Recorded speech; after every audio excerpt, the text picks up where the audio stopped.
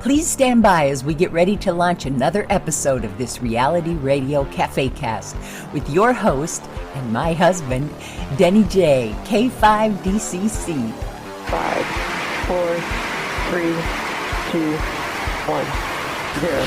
Ignition, liftoff.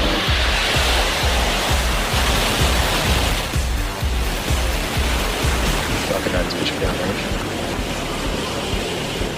Now grab your glass and get ready to fill it up with some radio on the rocks. Vehicles pitching downrange.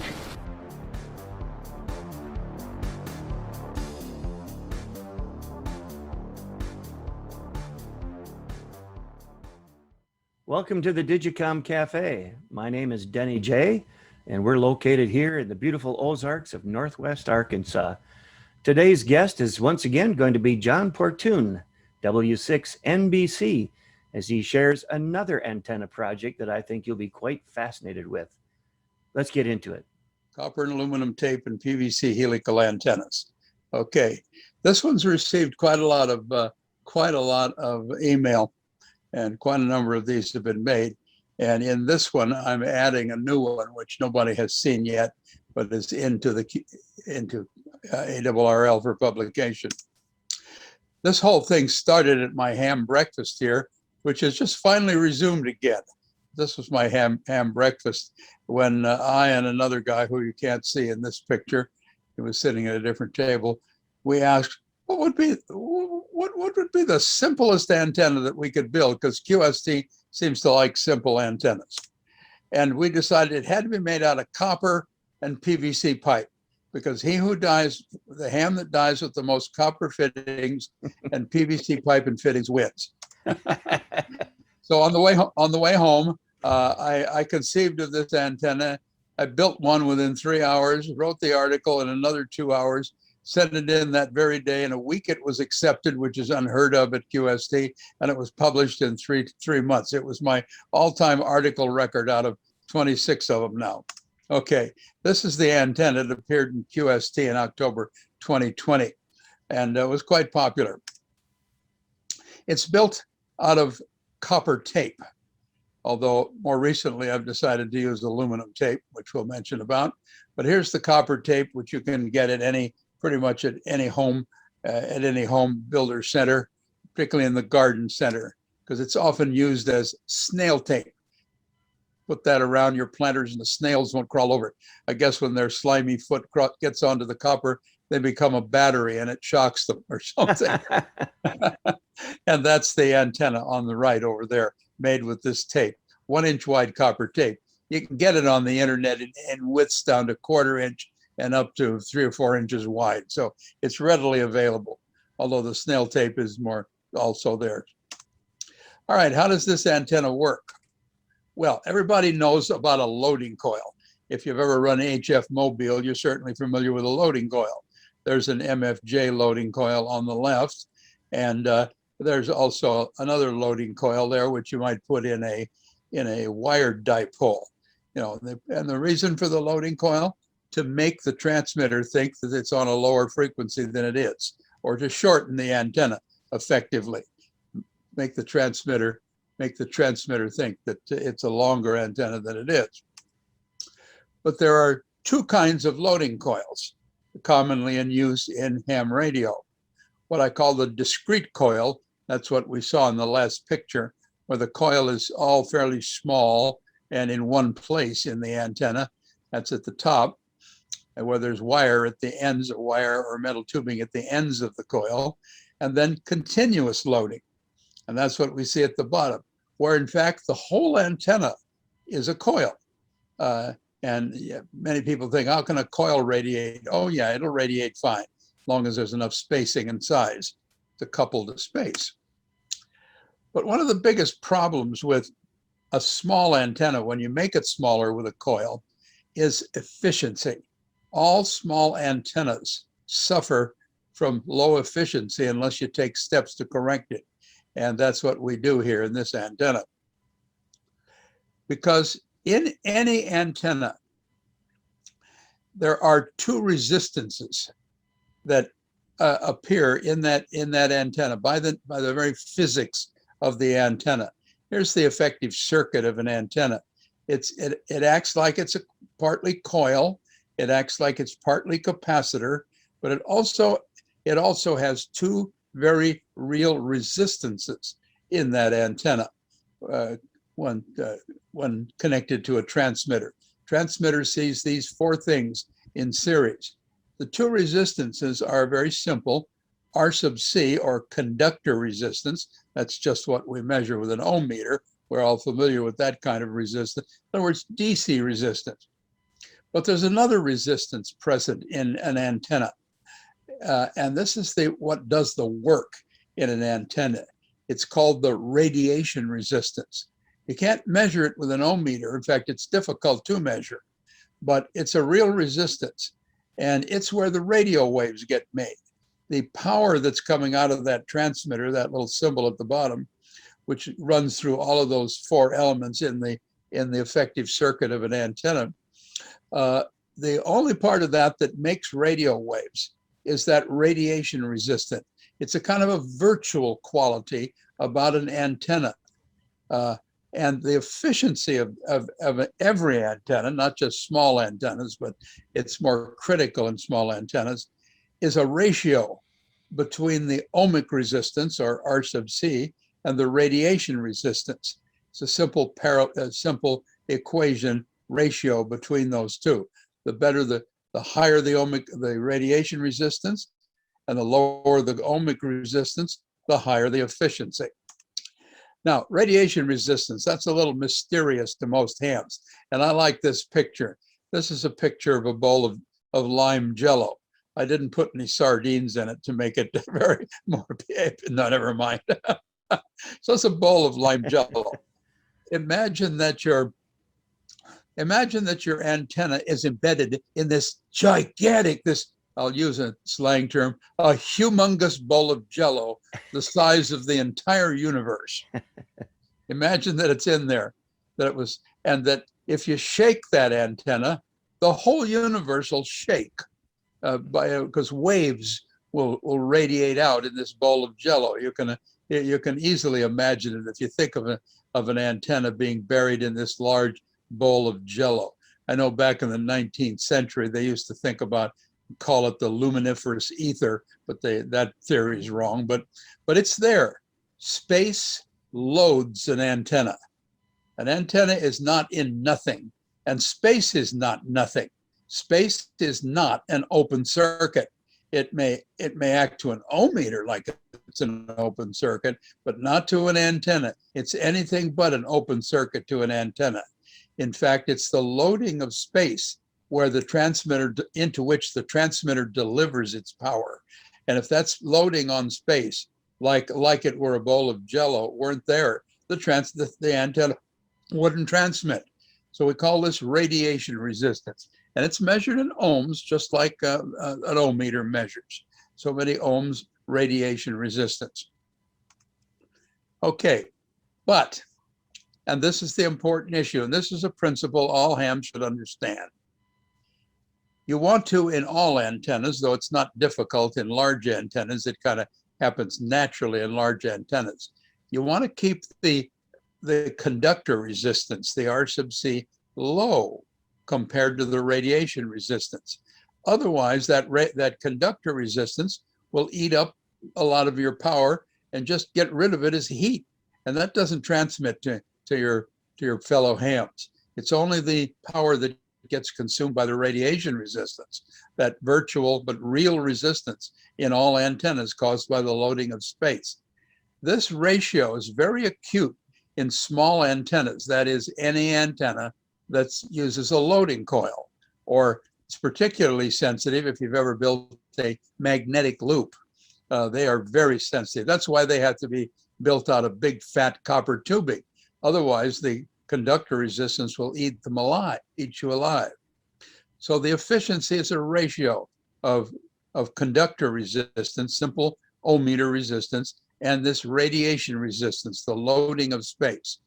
In this antenna, or in any metal tape antenna, the way to get around this is to keep the conductor resistance low, is to use wide copper tape, which has nice low conductor resistance. On this particular antenna, and the second one, which I'll show you, which uses even wider tape made of aluminum, the conductor resistance is quite low. But there's another factor that you have to pay attention to. You have to keep the turns spaced apart. A lot of hams don't recognize this, and they wind loading coils with the turns right next to each other. Bad idea. What happens? Skin effect. When the turns get next to each other, the adjacent current in the turn right next to it pushes the current away so that it only rides on top of it. So when you put turns of a coil too close together, you're only using part of the coil, just like you're only using part of a wire. With RF, you're only using the skin. The best ratio is if you can separate the turns by a 3-to-1 ratio, diameter of the turn and 3 times turns ratio. But 1-to-1 works pretty well. You get rid of a lot of adjacent turn effect, and that's what I chose in this antenna. All right, you might ask yourself, how does this little antenna, which is only 18 inches tall, by the way, on 2 meters, how does it perform compared to a big antenna? Well, here's a comparison. Here's the actual radiation pattern that EasyNet predicts of this little antenna, which we'll get to in a minute here.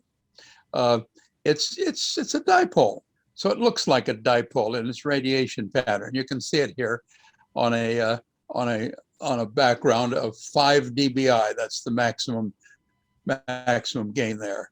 A typical dipole has a gain of 2.1 dBi. This antenna has a gain of 1.6. It's down about half a dB, but it's a small antenna, and so we can put up with a little bit of loss, and that's not a lot. And by the way, the gain of a J-pole, the great big 5-foot-tall copper J-pole, ugly sitting on your roof, has only a gain of 2.1 dBi because it's just a dipole, that top section. This antenna has only half a dB less gain than a full-size 5-foot copper J-pole. Here's the bandwidth of it, by the way. Wow. Yeah, and this is real. This is actually measured with my antenna analyzer, the Rig Expert 1400, and once it was tuned up properly. And this is the whole 2-meter band, and you can see it's about 1.3 to 1 across the whole band. So great bandwidth. Okay, but comparing this antenna to a J-pole or a dipole, which they are the same really electrically, 2.1 compared to 1.6. Hardly worth the powder and shot to blow it up. But when you look at the size of this antenna, only 18 inches, you know that it indeed is a good idea. Okay, let's build one. I'm going to show you a video here, a short video here in a minute about it, actually building one. But let's just talk about building it. In order to put this aluminum or copper tape on a PVC pipe, it doesn't go on real easy, as any of you have ever tried to put down shelf paper that's self-adhesive and get it all wrinkled and crinkled up. You need to build a guide strip, which is just what I did here with plastic. Made a guide strip 2 inches wide so that I could mark this helix on the pipe that I wanted to put it on. And you need to make yourself up a little pigtail out of coax, RG8 or RG58 for maybe 5 or 6 feet is a good idea. If you want to run farther than that, I'd convert to bigger coax to get back to the shack.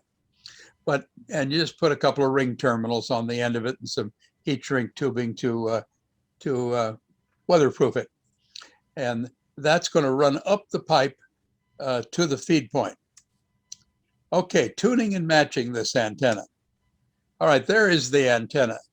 And as you can see, it turns out to have about 7 turns, 8 turns actually, 4.5 below the feed point and 3.5 above the feed point. Why is the feed point off center? Well, that's quite simple. this short antenna, and this is a very useful and very important design principle. A dipole in free space has a center impedance of 72 ohms. It won't match coax properly or perfectly well. Not bad, but won't match it well. But if you make an antenna smaller, the feed impedance in the middle drops. In fact, this little antenna has a center feed impedance there, shown in orange, of about 25 ohms, which means, though, between that 25 ohms and between the ends, which has what kind of impedance? High impedance at the end of a dipole, somewhere between 25 ohms and maybe a 2000 at the end, you're going to find 50 ohms. In fact, you find it twice, once beside to either side of center. So that's where this one turns out. Somewhere about one turn off center, this antenna has a perfect match to 50 ohm coax. And as you can see there at the feed point, turns out to be about 3.5 turns on the top, 4.5 on the bottom. I'll show you how to get there. So what you do is you start with 10 turns on the piece of pipe. Make it too long. As you can see here, here's 10 turns on the original piece of pipe with the feed point at the center. This is where you start. This is where you first build it. You can cut it down after that. You first tune the SWR, and this is an important principle too. When you tune up a new antenna, don't tune the frequency first. Forget about the frequency. Get the SWR low first, because once you get the SWR low, the SWR will change very little as you then tune the frequency. So don't try to tune up an antenna first, like you're trying to tune up a mobile whip. Don't worry about how long to make the stinger. Get the match first, right first. Get the SW, then change the length of the stinger. In this case, find where the feed point is first, then adjust the length to get it on frequency. Let's look at how to build one of these antennas. Here's a finished model. It begins with a 30-inch minimum piece of 1.25-inch PVC tubing. Other sizes can be used, but that's what this one is built from. You can also make it longer if you wish and include the mast for the antenna as well. First thing you're going to need to do is to make a mark, a long spiral mark on this piece of tubing to guide you in applying the self-adhesive tape. Self-adhesive materials, as many of us know, are difficult to apply. I use this little appliance that I made for myself. It's a 5 feet long piece of plastic, flexible plastic, cut from the covers of a 8.5 by 11 notebook or from notebook dividers. And it's taped together straight to make a single piece. This piece of plastic, then, to wind beginning at the top end of the tube. Tape it on and then wind it onto the tube helically so that the ends of this butt together. Keeping the edges of the plastic strip butted together, wind the complete strip onto the tubing. When you are finished, begin at the loose end and with a felt tip marking pen here, a Sharpie in this case, begin marking along the edge of that pipe to create a helical guide mark on the tube. This is to help you know where to put the copper tape. This is what the tube will look like after you have it completely marked. From the top end on the left here, the end of it down here. It's a 30-inch tube again, can be longer.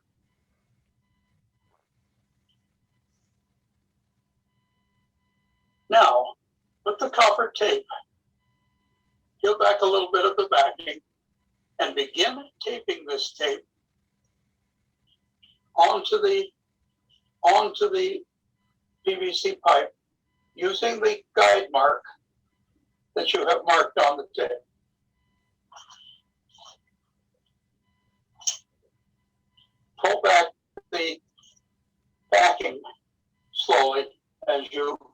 wind it on. If you make little wrinkles, or even if you break the tape, you can patch it by using a 1-inch overlap piece. Copper is very malleable, and any wrinkles in it can be smoothed out easily afterwards. So wind the copper onto the tubing, the whole length, 10 turns, keeping it aligned with the mark that you made on the tubing earlier. 1.25 inch tubing. Here I've got a little bit of a wrinkle, so I'm just moving the tape over a little. This wrinkle won't matter. This is what you will have when you are finished. 10 wraps of the 1-inch copper tape, accurately spaced 1 inch apart on the tubing. 10 wraps are necessary so that the initial tune-up frequency will be low, so that you can adjust the tuning of this antenna by removing copper tape. You can add copper tape too, but you'll need to make a little patch across the gap. If you intend to make this antenna for another band, begin with a total length of about 80% of the half wavelength, or about 40 inches is what I used on 2 meters. Use the same tape diameter, same tape width, and space it the same distance apart. Just make the pipe bigger and the total pipe longer. And you should be able to put it on pretty much any band you wish, within size limitations. The next thing you need to do is to go to the halfway mark on the antenna at 5 turns, remove 1 inch of the copper tape, and then drill a 3/4 inch hole. You can see the 3/4 inch hole here. I used a common hand drill and a step drill, which is a convenient tool for making holes in sheet metal and plastic tubing and plastic sheet or tubing. The coax comes up from the bottom of the antenna through the tube and connects to 2 holes that are drilled and tapped into the edge of the copper tape. You can also use sheet metal screws Or These pop are rivets. 632 machine screws Mhm. in holes that have been drilled and tapped. The coax that comes up, the pigtail, has ring terminals on the end of it, and the end is fanned out so that the 2 conductors, the braid and the outer, are separate wires. The other end of the pigtail, which is 8 feet long, has a connector on it. The next step is to make a balun. It is my contention that all antennas need a balun. I typically use 1-to-1 choke balance on every antenna that I make. I certainly use them for testing to avoid reactions to the coax. This balun is a simple item. Simply take the coax and wind 6 turns, 4 to 6 turns of the coax, in this case mini 8X, on a piece of 1/2 inch pipe. And then simply take it and shove it up into the tube. It's really quite simple to do. Then I made this small device, a little disc which I cut out of a food container. And here's a typical coupling that's used for 1.25 inch pipe. I put this little spacer over the coax below the tubing right there, and it keeps it inside of the spacer. Here is the final chore: tuning and matching the antenna. With the antenna mounted free of other objects, not as you see it here, I just have it here for the picture. You will begin by removing tape because the antenna is too long, so it is low in frequency and the SWR is not good. The first chore is to get the SWR low. You do this by removing tape from the top, which causes the feed point to move off center from a low impedance point until it finds a 50 ohm point. Once you find the good SWR, then start removing tape both from the top and the bottom in small increments, 1/2 inch at a time, same. And eventually you'll be able to walk this antenna right onto frequency. Here you see the frequency sweep of this antenna with 10 turns. As expected, the frequency is low and the SWR moderately hot. The final touches for this antenna are to put a cap on the top end and to cover the feed point with some self-vulcanizing tape. You can use ordinary electrical tape if you want. I prefer this self-vulcanizing stuff. You can leave the copper as you wish. It will only become darker with age. Or if you like, you can paint the whole antenna. Or even if you wish, you can put the whole thing in heat shrink tubing. In any case, it's a very handy little antenna for several purposes. First of all, it has the gain roughly of a J-pole.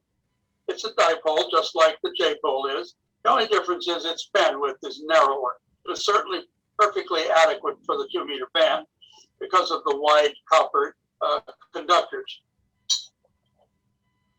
It's a good antenna to be used at for example, a bike-a-thon, where you need a portable antenna, let's say for the base station. Or you can carry it with you if you like, if you're at an event, and use it connected to a handheld to extend the range. It's a good little performer. Quite a number of them have been built, and it has brought in a lot of interest from readers. My main interest now is to see if it can be taken to other bands. If you want to try to make it for another band, it's straightforward. Just scale it inversely to frequency, put it on larger pipe, use the same copper tape, and make it a larger diameter. But I think it's possible to take this design down to lower frequencies, if you would, certainly to 6 meters. So try out this little gem. I think you'll like it.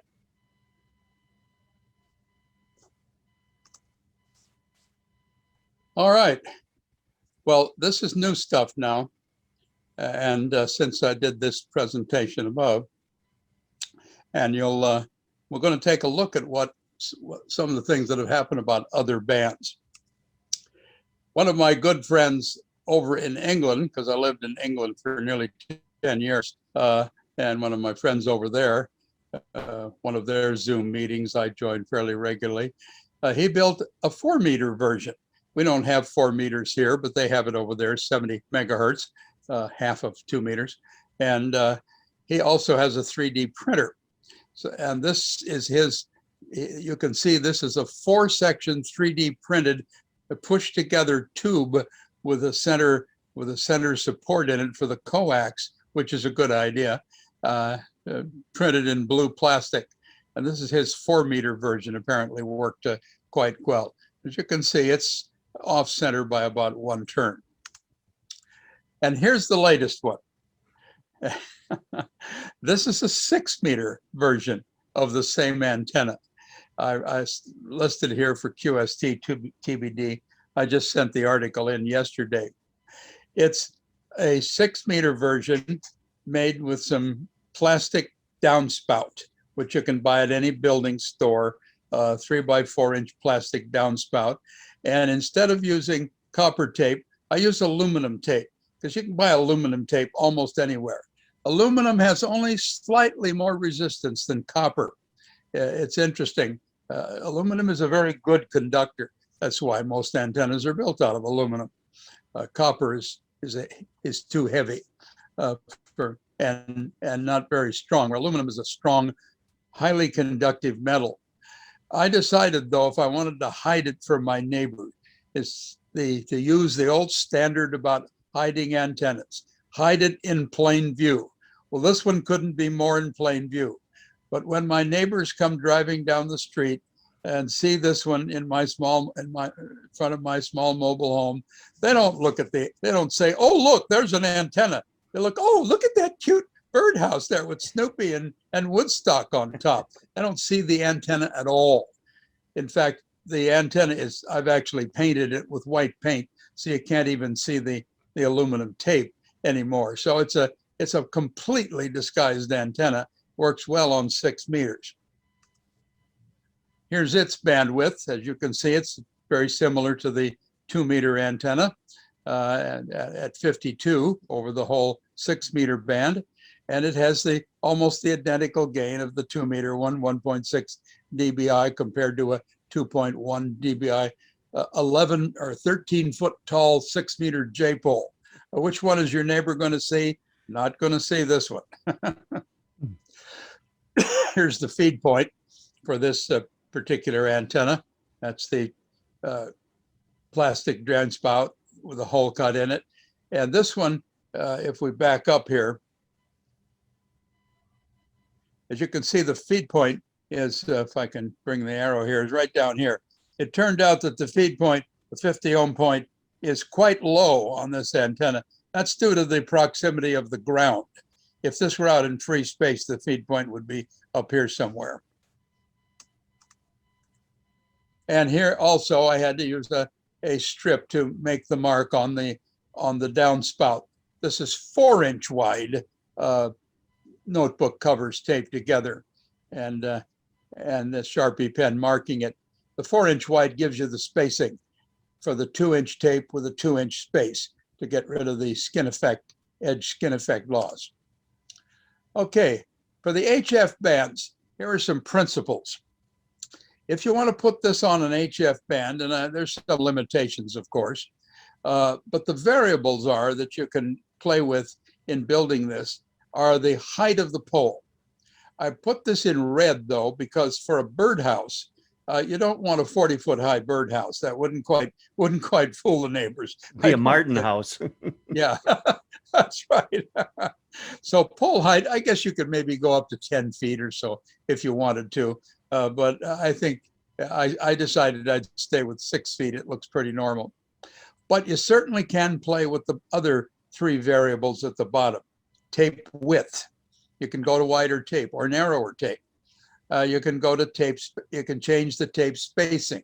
You want to put up with a little less efficiency, and you can certainly increase the pole diameter.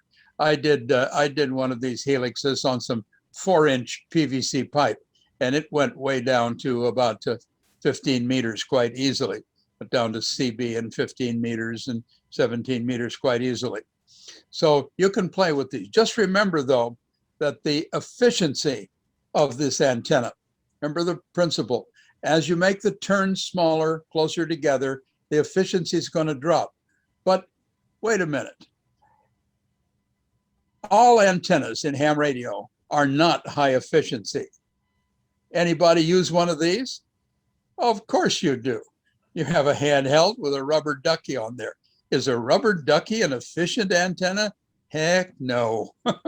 It's very, very inefficient. Does anybody make any contacts with one of these radios? Why, of course you do.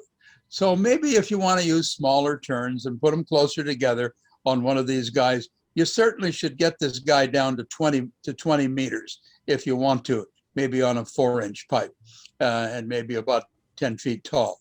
So there's a lot of opportunity to use metal tape. And you may as well use aluminum because it's cheap. Get it at your local 99-cent store or dollar store. It's available there all the time, or certainly at hardware stores. And as I often do, I'll pause for these important messages, as they like to say on TV. Here's my antenna book on slot antennas. If you want to get one of these, they've been selling very well. Kindle, Amazon Kindle book. That's a Q code at the bottom. And there's my little doggy, Lolly. No, her call sign is not D0GGY. That's fun.